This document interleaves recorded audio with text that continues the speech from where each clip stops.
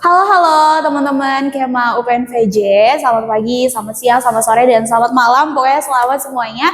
Di sini kami dari kelompok 11 ada aku Renita Widianingrum, dan di sini sama rekan aku ada aku Mila Kamila dan juga beberapa rekan kami yang ada di belakang layar. Dan kita di sini mau ada podcast nih ya, Mik. Mau ada podcast dengan siapa lagi? Bapak Nurdin. Bapak. Halo. Bagaimana Pak kabarnya Pak? Baik. Jadi ini adalah podcast tentang aktor politik. Betul Bapak. Hari ini podcast kita mengambil topik aktor dan tingkah laku politik. Dengan nanti mungkin kami akan sedikit menyinggung soal kasus pencalonan Gibran Rakabuming Raka, begitu Bapak. Oke, boleh kita mulai aja langsung ya Bapak podcastnya. So, untuk pertanyaan pertama bakal ditanyain sama rekan aku. Silakan Mila. Sebelum nanti kita masuk ke dalam pertanyaan, mungkin nanti ada sedikit penjelasan dari Bapak Nurdin terkait materi ini. Jadi kita simak penjelasan dari Bapak Nurdin. Silakan. Baik, terima kasih banyak. Podcast hari ini cukup menantang ya judulnya ya. Aktor dan tingkah laku politik. Ya. Studi kasus oligarki politik dan aktor kekuasaan pada pemilu 2024. Baik, jadi aktor politik itu memang diistilahkan sebagai penguasa politik. Ya, pertama itu. Yang kedua, yang namanya aktor politik adalah aktor-aktor baik itu yang secara jelas mendukung, ada juga aktor-aktor yang secara layar mendukung di belakang. Tapi intinya aktor politik adalah aktor atau individu atau kelompok yang memiliki kepentingan untuk mendapatkan kekuasaan. Nah, kekuasaan ini bentuknya itu bisa merebut jabatan-jabatan politik. Contohnya presiden, DPR, ya kan? Itu udah jelas kan aktor politik. Kalau presiden kan jelas sebagai penguasa tertinggi aktor politik.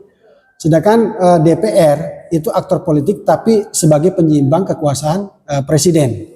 Nah, ini adalah aktor politik. Nah, bagaimana kaitannya dengan tingkah laku politik? Nah, tingkah laku politik ini dikaitkan dengan preferensi atau dikaitkan dengan relasi kekuasaannya. Nah, di sini kan ada studi kasus oligarki politik.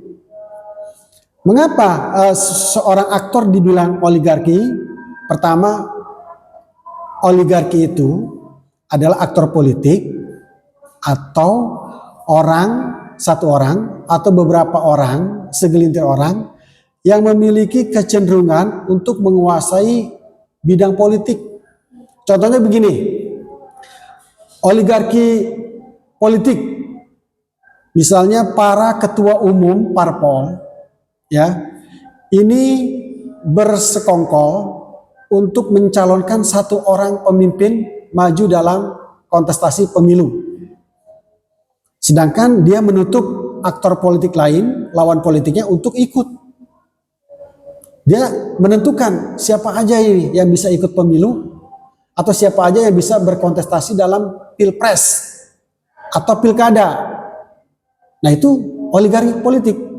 Artinya oligarki adalah segelintir orang yang menguasai akses politik untuk menjabatkan kekuasaan. Nah, di sini di pemilu 2024 kita lihat misalnya bagaimana contoh Anies Baswedan yang gagal mencalonkan diri di Pilkada DKI 2024 karena ada intervensi oligarki politik, ya, sehingga dia gagal dicalonkan oleh PKS. Itu adalah salah satu contoh. Mungkin itu ya. Oke, baik teman-teman. Jadi sedikit penjelasan dari Bapak Nurdin terkait oligarki itu. Oligarki itu apa sih? Terkait segelintir orang ataupun kelompok yang mencoba untuk memperoleh kekuasaan yang mereka inginkan.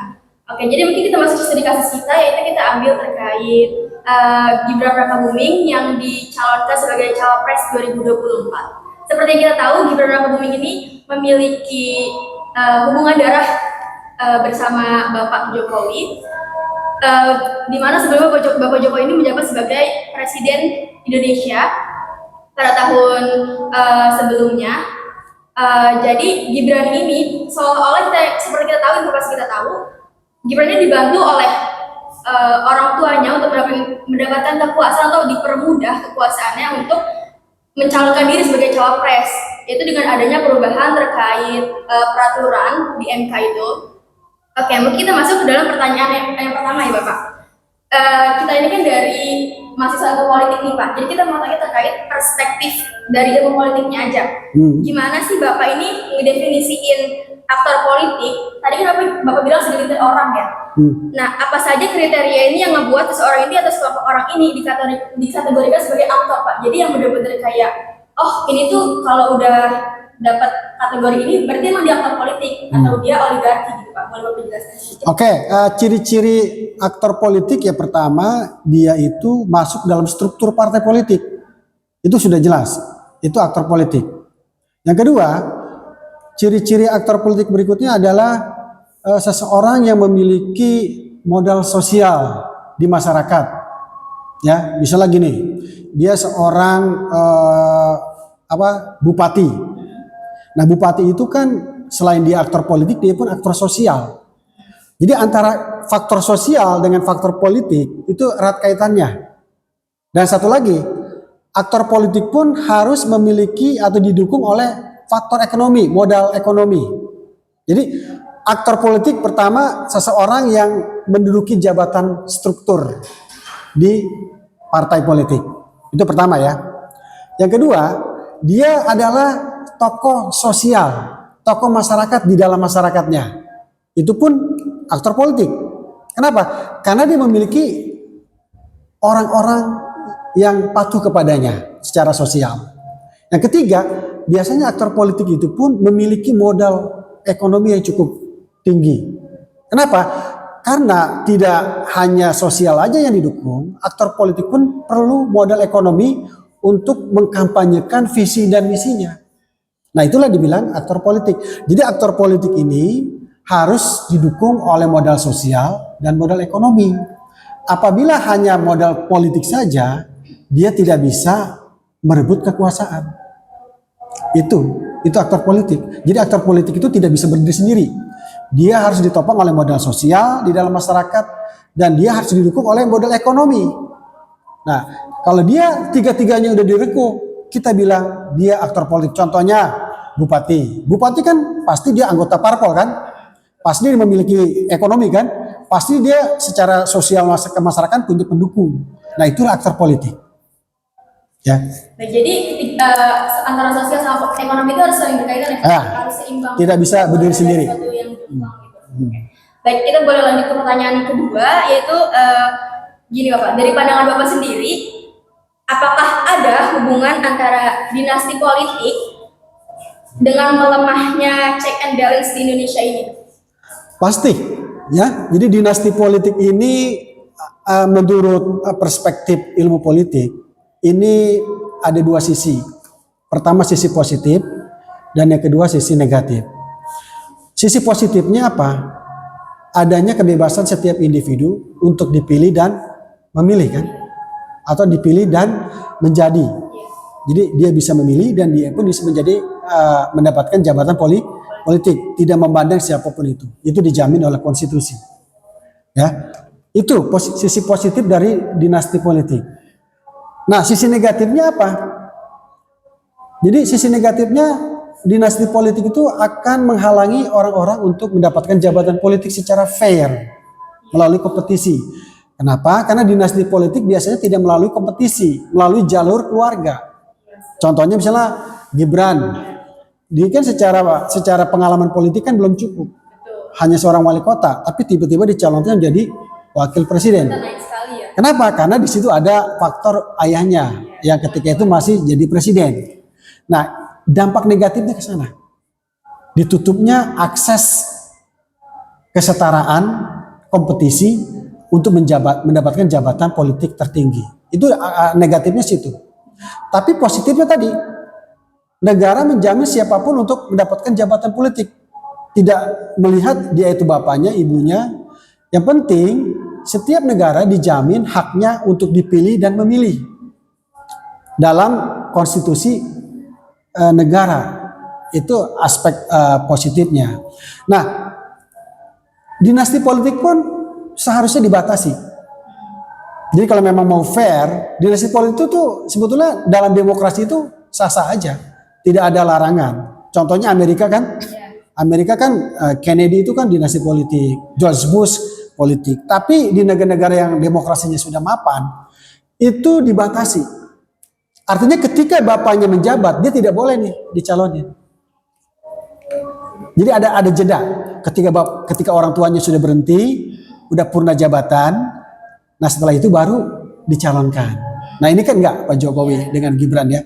Artinya ada semacam dukungan real ketika orang tuanya masih menjabat. Nah ini tidak fair secara demokrasi, mencederai demokrasi, gitu ya. Ini sangat mempengaruhi ya Pak antara Iya. Indonesia. Oke. Baik, pertanyaan terakhir mungkin yang berkaitan dengan metodologi politik akan ditanyakan oleh moderator kita, Rianita. Silakan boleh lanjut. Oke, baik, terima kasih Mila, terima kasih juga Pak Nurdin. Saya izin untuk mempertanyakan pertanyaan terakhir nih Pak. Tadi kan sudah sempat menyinggung soal Gibran, pencalonan Gibran yang mungkin ada bantuan dari ayahnya Pak Jokowi gitu ya. Nah, kalau misalnya kita putar balik Pak, kita ke masa lalu, kita balik, kita lihat dari teori Almond dan Verba yang pernah dikemukakan soal teori aktor dan tingkah laku politik Pak. Nah, menurut Bapak sendiri nih, bagaimana Bapak menilai orientasi para pendukung gitu ya, ataupun yang menolak pencalonan dari Gibran ini? Apakah pola dukungan atau pola penolakan ini itu lebih didorong soal pengetahuan kognitif soal politik gitu ya Pak? Atau memang ada ketertarikan emosional dengan aktornya sendiri, yaitu itu masuk ke dalam afektif gitu? Atau mungkin ini sekedar ya udah penilaian pragmatis aja Pak? Ya faktor ini ya, yang 3 ini. Iya betul Pak, 3 dimensi. Menurut Bapak ini lebih ke apa ya? Lebih ke orang tidak paham, ya.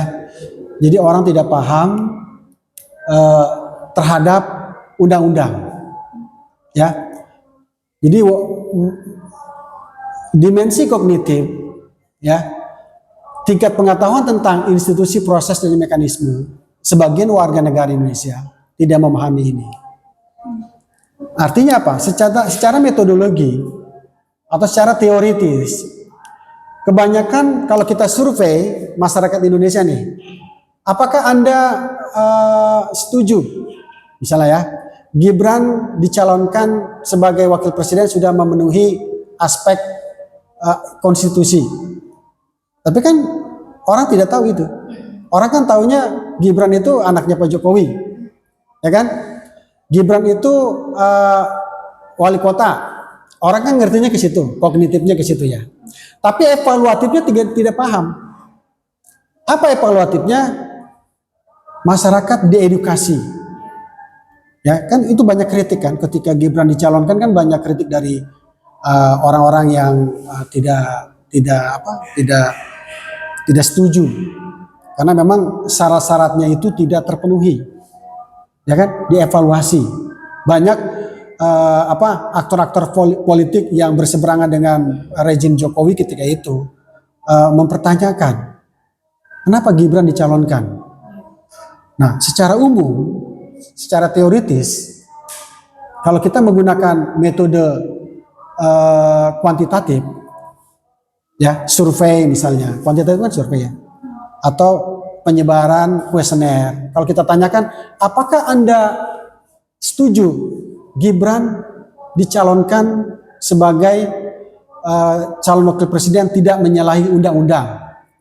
Nah, kalau kita tanyakan itu, pasti sebagian besar bilang saya tidak tahu, ya kan, apakah dia memenuhi syarat atau tidak sebagai calon wakil presiden. Kenapa? Karena kalau kita tanya kepada golongan masyarakat umum secara itu bilang, oh saya tidak ngerti itu. Mereka ngertinya dicalonkan partai politik, gitu kan? Jadi evaluasinya apa? Dimensi evaluasinya hanya di partai politik. Pak, itu urusan partai politik.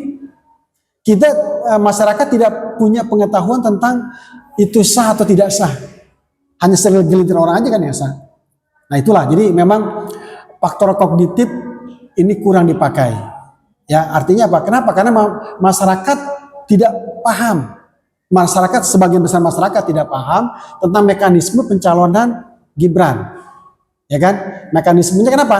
Karena yang orang tahu dia dicalonkan oleh partai politik. Ya, itu mungkin ya.